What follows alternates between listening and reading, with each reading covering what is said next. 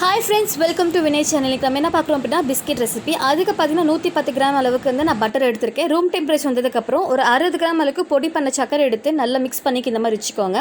இதுக்கப்புறம் பார்த்தீங்கன்னா ஒரு 120 கிராம் அளவுக்கு மைதா மாவு எடுத்து நல்லா சலிச்சிக்கோங்க. வேணும்னா பேக்கிங் பவுடர் கொஞ்சமாக ஆட் பண்ணிக்கலாம், இல்லைன்னா ஸ்கிப் பண்ணிக்கலாம். ஸோ நான் பேக்கிங் பவுடர்லாம் எதுவும் ஆட் பண்ணல உங்களுக்கு. ஸோ இந்த மாதிரி சலிச்சிட்டுக்கப்புறமா உங்களுக்கு வந்து கொஞ்சமாக வந்து ரொம்ப டைட்டாக எப்படி இருந்துச்சுன்னா கொஞ்சமாக பால் ஆட் பண்ணிக்கோங்க. ஸோ பால் ஆட் பண்ணிவிட்டு ஒரு நல்ல பைப்பிங் பேக்கில் போட்டுட்டு உங்களுக்கு பிடிச்ச மாதிரி நாசில் போட்டு இந்த மாதிரி பண்ணிக்கோங்க. ஸோ இன்றைக்கி நான் பார்த்தீங்கன்னா ஸ்டார் நாசில் தான் போட்டிருக்கேன்.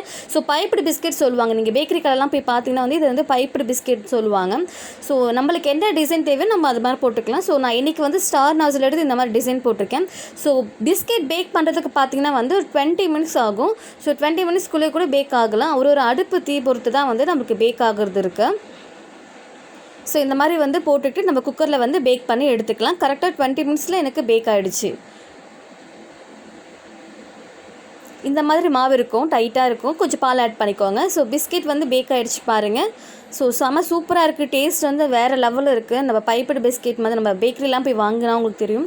ஸோ அதே மாதிரி டேஸ்ட் இருக்குது. நம்ம வீட்டில் வந்து குட்டீஸ் வந்து இந்த மாதிரி செஞ்சு கொடுத்தா நல்லா விரும்பி சாப்பிடுவாங்க, பெரியவங்களும் நல்லா விரும்பி சாப்பிடுவாங்க இந்த பிஸ்கெட்டை.